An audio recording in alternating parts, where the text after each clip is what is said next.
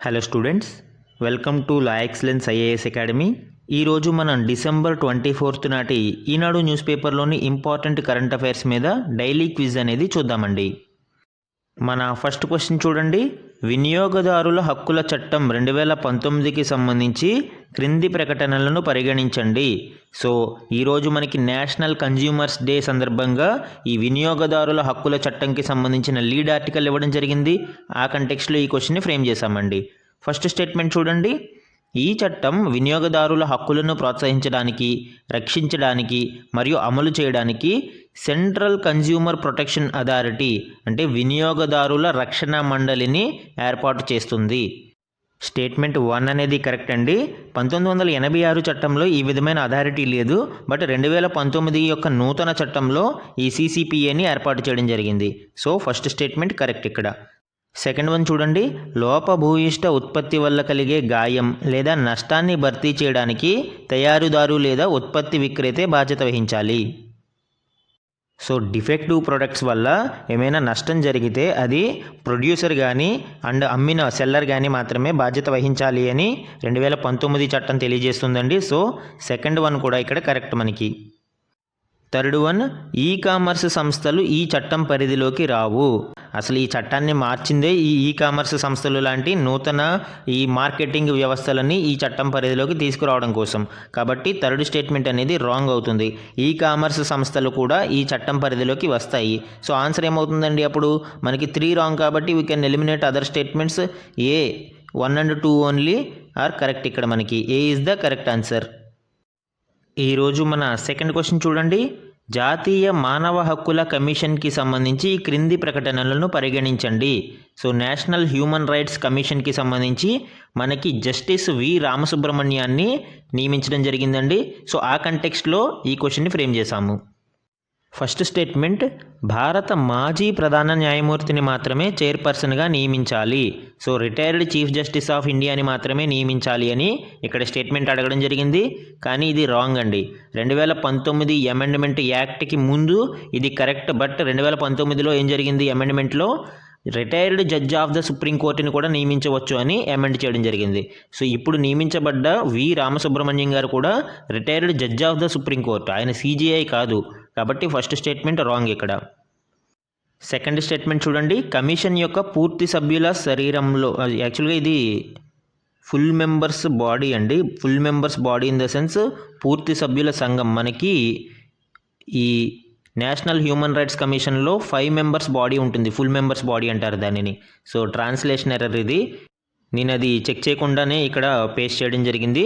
Sorry for that. And ఇలాంటి translation errors వచ్చినప్పుడు మీరు ఖచ్చితంగా ఇంగ్లీష్ వెర్షన్ని చూడండి.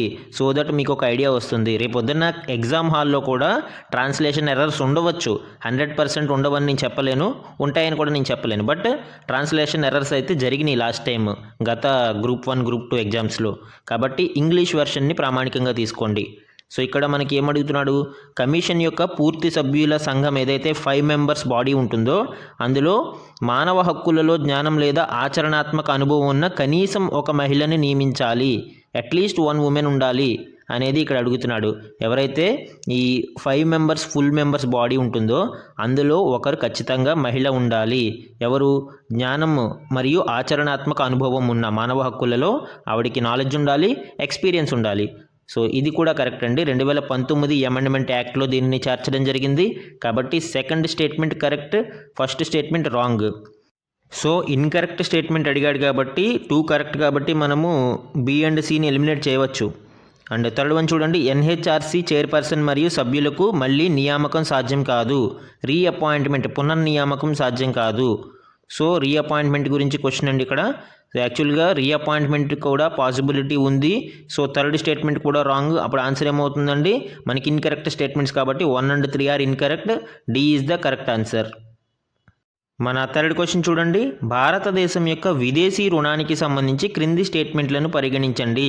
సో ఈరోజు ఈ విదేశీ రుణానికి సంబంధించిన డేటా చార్ట్ ఇవ్వడం జరిగింది కేంద్ర ఆర్థిక శాఖ నివేదికకు సంబంధించి.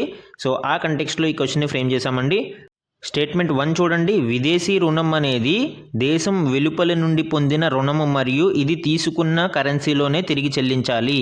ఎస్, యాక్చువల్గా విదేశీ రుణం అంటే out side of the country నుంచి తీసుకున్న రుణాన్ని మనము విదేశీ రుణం అంటాము. దీనిని ఏ కరెన్సీలో తీసుకున్నామో ఆ కరెన్సీలోనే తిరిగి చెల్లించాల్సి ఉంటుంది. స్టేట్మెంట్ 1 అనేది కరెక్ట్ ఇక్కడ మనకి.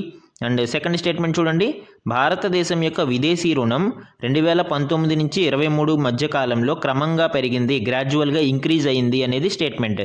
యాక్చువల్గా సెకండ్ స్టేట్మెంట్ కూడా కరెక్టేనండి. మనకి 2019 నుంచి 23 మధ్య కాలంలో విదేశీ రుణం అనేది గ్రాడ్యువల్గా పెరుగుతూనే వచ్చింది, ఎక్కడ కూడా డిక్లైనింగ్ ట్రెండ్ అనేది లేదు. 2019లో $54,310 కోట్ల మనం విదేశీ రుణం ఉంటే ప్రస్తుతం 2023లో అది $64,820 కోట్ల చేరింది. అండ్ ఈ మధ్యకాలంలో ప్రతి సంవత్సరం పెరుగుతూనే వచ్చింది కానీ తగ్గుముఖం ఎక్కడ లేదు. సో సెకండ్ స్టేట్మెంట్ కూడా కరెక్ట్ అవుతుంది మనకి. ఇక్కడ ఆన్సర్ ఏమవుతుందండి? కరెక్ట్ స్టేట్మెంట్స్ గురించి అడిగాడు. Answer both 1 and 2 are correct. C is the correct answer. మన నెక్స్ట్ క్వశ్చన్ చూడండి, క్షయవ్యాధికి సంబంధించి క్రింది వాటిలో ఏది సరైనది లేదా సరైనవి? సో మనకి ట్యూబరిక్యులోసిస్కి సంబంధించి బర్డెన్ గురించి ఈరోజు న్యూస్ ఆర్టికల్ రావడం జరిగిందండి. ఆ కంటెక్స్ట్లో ఈ క్వశ్చన్ని ఫ్రేమ్ చేశాము. ఫస్ట్ స్టేట్మెంట్ చూడండి, క్షయ వైరస్ ద్వారా వ్యాపించే ఒక అంటువ్యాధి.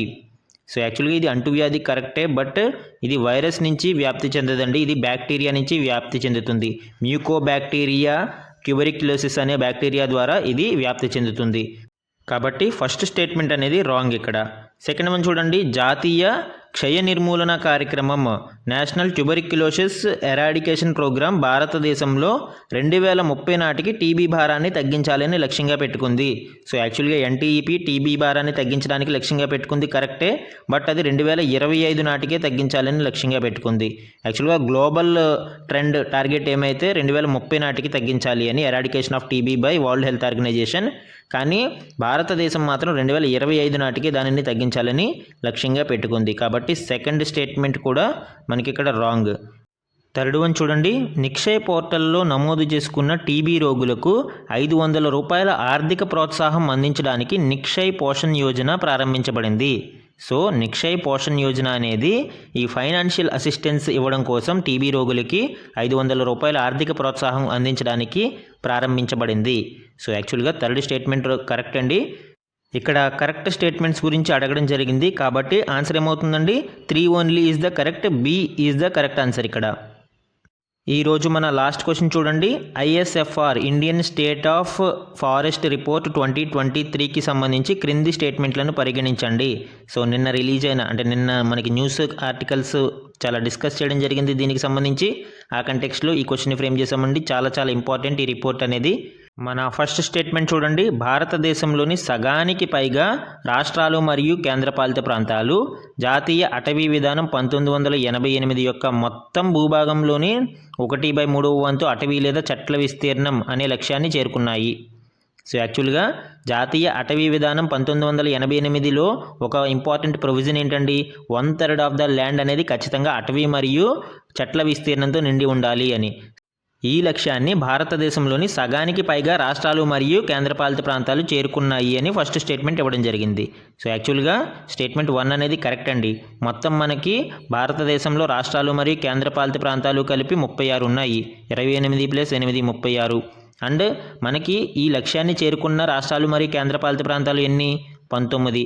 అంటే 36లో సగం 18 కంటే ఎక్కువే కదా 19. కాబట్టి ఫస్ట్ స్టేట్మెంట్ అనేది కరెక్ట్ ఇక్కడ. అలాగే దీంట్లో 8 రాష్ట్రాలు మరియు కేంద్రపాలిత ప్రాంతాలు 75% కంటే ఎక్కువ ఫారెస్ట్ కవర్ని కలిగి ఉన్నాయి. సో ఆ పాయింట్ని కూడా గుర్తుపెట్టుకోండి. అండ్ సెకండ్ వన్ చూడండి, 2021తో పోలిస్తే దేశంలో మొత్తం మడ అడవుల విస్తీర్ణం పెరిగింది. సో యాక్చువల్గా రాంగ్ అండి. భారతదేశంలో మడ అడవుల విస్తీర్ణం అనేది తగ్గింది, ఆంధ్రప్రదేశ్లో పెరిగింది. సో అక్కడ చూడండి, ఆంధ్రప్రదేశ్లో మడ అడవుల విస్తీర్ణం అనేది పెరిగింది, కానీ దేశవ్యాప్తంగా మడ అడవుల విస్తీర్ణం తగ్గింది. సో ఇక్కడ సెకండ్ స్టేట్మెంట్ అనేది రాంగ్ అవుతుంది. 2021తో పోలిస్తే 7.43 స్క్వేర్ కిలోమీటర్స్ యొక్క విస్తీర్ణం మడ అడవుల విస్తీర్ణం అనేది తగ్గిందండి భారతదేశంలో. కాబట్టి సెకండ్ స్టేట్మెంట్ రాంగ్. ఇక్కడ కరెక్ట్ స్టేట్మెంట్స్ గురించి అడిగాడు. ఆన్సర్ ఏమవుతుందండి?